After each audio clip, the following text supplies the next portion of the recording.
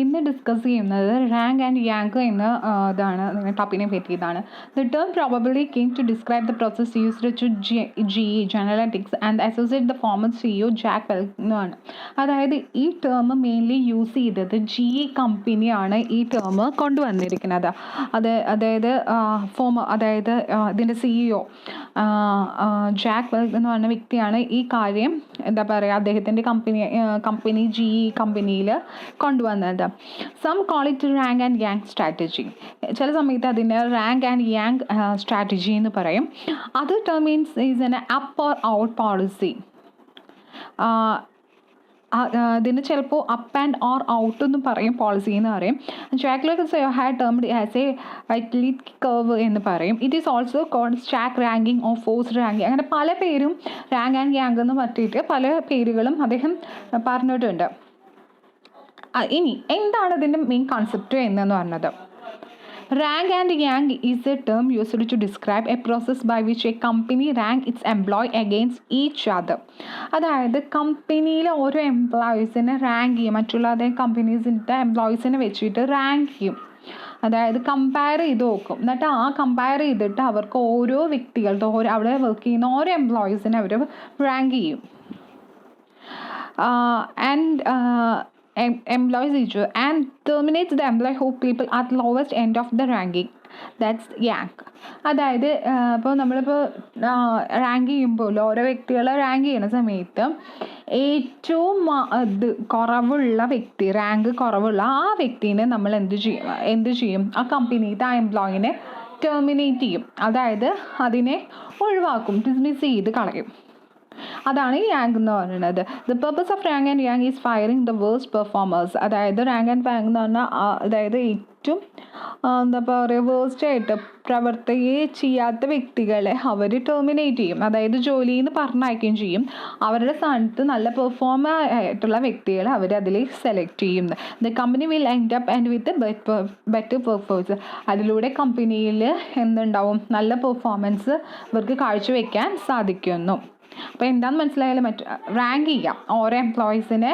ഏറ്റവും ലോവസ്റ്റ് ആയിട്ടുള്ള എംപ്ലോയീസിനെ അവിടുത്തെ അടുത്ത് ടെർമിനേറ്റ് ചെയ്തിട്ട് എടുത്ത് കളയുകയും ചെയ്യും. എന്നിട്ട് ബെസ്റ്റ് എംപ്ലോയീസിനെ അവിടെ സെലക്ട് ചെയ്ത് നല്ല ബെറ്റർ പെർഫോമൻസ് കാണിക്കും. ഇനി ഇതിൻ്റെ അഡ്വാൻറ്റേജസ് എന്ന് പറഞ്ഞത് ഇറ്റ് ലീഡ്സ് പ്രൊഡക്ടിവിറ്റി അല്ലേ. കൂടുതൽ നല്ല പെർഫോമൻസ് ആണെങ്കിൽ എന്താ പ്രൊഡക്ടിവിറ്റി ഓട്ടോമാറ്റിക്കലി കൂടും. It help to identify key players and it would leaders from rest of the pack. അതായത് ഇങ്ങനെ ചെയ്യുമ്പോൾ എന്താ ഉണ്ടാവുക? ഏറ്റവും നന്നായി ചെയ്യുന്ന വ്യക്തികളെ ഐഡൻറ്റിഫൈ ചെയ്യാൻ എളുപ്പമായിരിക്കും. ഇത് കോമ്പറ്റീഷനെ എൻകറേജ് ചെയ്യും. ഓരോ എംപ്ലോയീസ് ഫസ്റ്റ് റാങ്കൊക്കെ കിട്ടാൻ വേണ്ടിയിട്ട് അതായത് നല്ല പെർഫോം ചെയ്യാൻ വേണ്ടിയിട്ട് എന്താ ചെയ്യണത്? കോമ്പറ്റ് ചെയ്യും മറ്റുള്ളവരായിട്ട്. The technique at least one surface sound logical. ഒരു ലോജിക്കൽ രീതിയിലാണ് ഇത് മൂവ് ചെയ്യുന്നുണ്ടാവുക. It help building great teams and great company through consistent transparency and honesty. ഇതെന്ന് പറഞ്ഞത് എന്താ ചെയ്യണത്? നല്ലൊരു ഗ്രേറ്റ് ടീംസ് കാര്യം ക്രിയേറ്റീവ് അതുപോലെ നല്ല കമ്പനി ത്രൂ കൺസിസ്റ്റൻസി ട്രാൻസ്പെറൻസി ഹോണസ്റ്റിയിൽ. അതുപോലെ and HRD manage of company implement the model it is great manage transparency the organise have fresh ideas. അതായത് ഇപ്പോൾ ഫ്രഷേഴ്സിനൊക്കെ എടുക്കുമ്പോൾ അതായത് ബെറ്റർ പെർഫോമിന് വേണ്ടി നല്ല നല്ല വ്യക്തികളെ എടുക്കുമ്പോൾ പുതിയ ഐഡിയാസ് കിട്ടാനാണ് ചാൻസ് കൂടുതൽ. ഓൾഡ് ഐഡിയാസേക്കാളും ഫ്രഷ് ഇന്നോവേറ്റീവ് ആയിട്ടുള്ള ഐഡിയാസ് കിട്ടാൻ ചാൻസ്. ഇതൊക്കെയാണ് അഡ്വാൻറ്റേജ്. ഇനി ഇതിൻ്റെ ഡിസഡ്വാൻറ്റേജസ് എന്ന് പറഞ്ഞത് criticizes അതായത് change the approach unfair to people performing an accepted level and create unhealthy cultures.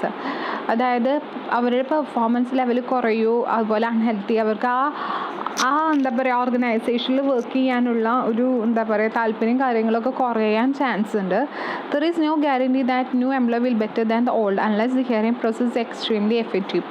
നമുക്ക് ഒരിക്കലും ഉറപ്പ് പറയാൻ പറ്റില്ല. ചിലപ്പോൾ പഴയ ആൾക്കാരെ പറഞ്ഞയച്ചിട്ട് പുതിയ ആൾക്കാരെ എടുക്കുമ്പോൾ പഴയ ആൾക്കാരുടെ പെർഫോമൻസ് ചെയ്യാമെന്നുള്ള കാര്യത്തിന് വലിയ ഗ്യാരണ്ടി കാര്യങ്ങളൊന്നുമില്ല. On the top that when rank and yang is used, new employees need to their jobs and will take a significant amount of time to come upon the speed. അപ്പോൾ ഈ പഴയവർ ചെയ്ത അതേപോലെ തന്നെ പുതിയവർ വരണമെങ്കിൽ കുറച്ച് സമയം എടുക്കുകയാണ് ചിലപ്പോൾ ചെയ്യുക. അപ്പോൾ അതിന് ടൈം അത് വേസ്റ്റ് ആവുകയാണ് ഉണ്ടാവുക. Those in bottom are necessary to perform. They are just ranked way because well somebody has to be. അതായത് ബോട്ടം ലെവലിൽ, അതായത് റാങ്കിന് ഏറ്റവും കുറവ് വരിക എന്ന് വിചാരിച്ചാൽ അവിടുത്തെ പീപ്പിൾസ് ഒരിക്കലും ചീത്തയായിട്ട് പെർഫോം ചെയ്യാമെന്നല്ല. അവർ മറ്റുള്ളവരെ വെച്ച് നോക്കുമ്പോൾ അവരുടെ അത്ര എത്തിയില്ല എന്നാണ് പറയുന്നത്. അപ്പോൾ ജസ്റ്റ് പാസ്സായവരും ഉണ്ടാവും, കുറച്ച് മാർക്ക് മേടിച്ചവരുണ്ടാവും. അവർ പാസ്സായില്ല എന്നല്ലല്ലോ പറയാം, അവരും പാസ്സായതിന് പക്ഷേ മാർക്കിന് ഇച്ചിരി വ്യത്യാസം ഉണ്ടാവും എന്ന് തന്നെ പറയാം. Sometimes force manage to sacrifice otherwise good employees in order to protect this consider more essentials. അതായത് നല്ല എംപ്ലോയീസിനെ കാര്യത്തിനൊക്കെ പ്രൊട്ടക്റ്റ് ചെയ്യുക തന്നെ വേണ്ടി വരും. അതേപോലെ തന്നെ Indian company ranking such can devastating to be morale and trust of organisation. ഇങ്ങനെ നമ്മളെ റാങ്ക് ഇട്ടിട്ട് ഇതാക്കുകയാണ്. അതുപോലെ അവർക്ക് ഇഷ്ടമായില്ലെങ്കിൽ അവർ ഫയർ ചെയ്ത് പറഞ്ഞയക്കുക എന്ന് പറയുമ്പോൾ നമുക്ക് ഓട്ടോമാറ്റിക്കലി എന്താ ഉണ്ടാവുക, ആ കമ്പനിയിലേക്ക് വർക്ക് ചെയ്യാൻ താല്പര്യം കുറയും അല്ലേ. അപ്പോൾ അതിനോട് ഇഷ്ടമുണ്ടാവില്ല. ഒരു ഇന്ത്യൻ കമ്പനീസിനെ സംബന്ധിച്ചോളം ഇങ്ങനത്തെ കമ്പനിയിൽ വർക്ക് ചെയ്യാൻ, അപ്പോൾ അവർ ഇങ്ങനത്തെ റാങ്കിങ് സിസ്റ്റം കാര്യങ്ങളൊന്നും അവർ ആക്സെപ്റ്റ് ചെയ്യണില്ല.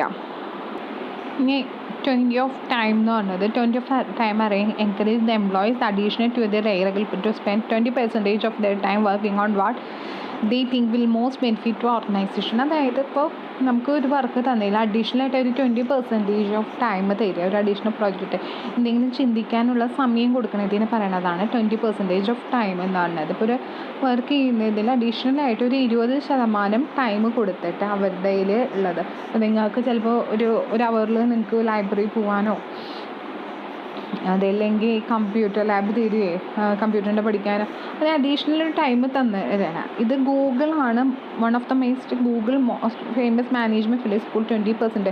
ഗൂഗിളാണ് ഈ കൺസെപ്റ്റ് ആദ്യമായിട്ട് കൊണ്ടുവന്നത്. Study highlighted by Google founder Larry Page and Sergey Brin in year 2004.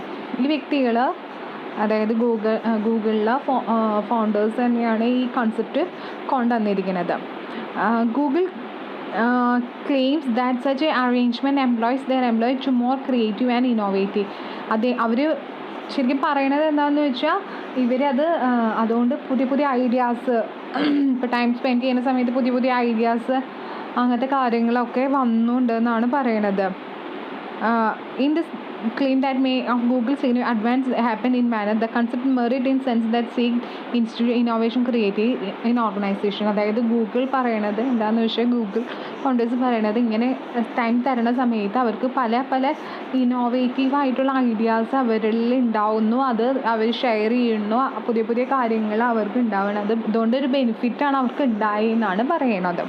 ഇനി അതിന് ക്രിറ്റിസിസം ഉണ്ട്. സെവറൽ ബോട്ടിലൊക്കെ implementation in consider 20%. How much of them going to utilize the employees matter of each employees is discretion. അതായത് ചിലപ്പോൾ ഈ നിങ്ങളോട് library പോകാൻ പറഞ്ഞാൽ നിങ്ങൾ ലൈബ്രറി പോയിട്ട് അവിടെ ഇരുന്നിട്ട് അത് യൂസ് ചെയ്യാണ്ട് വർത്താനം പറഞ്ഞിരിക്കുകയാണല്ലോ. അതേപോലെ തന്നെ എംപ്ലോയീസ്, ഓരോ ഓർഗനൈസേഷത്തെ എംപ്ലോയീസിന് 20% കൊടുക്കുകയാണ്, ആ ടൈം കൊടുക്കുകയാണെങ്കിൽ അവരത് മാക്സിമം യൂട്ടിലൈസ് ചെയ്യണമെന്ന് ഇല്ല എന്നാണ്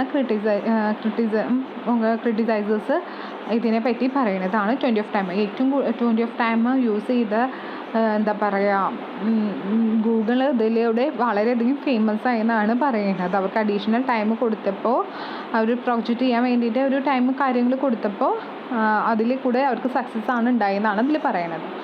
അപ്പോൾ താങ്ക് യു.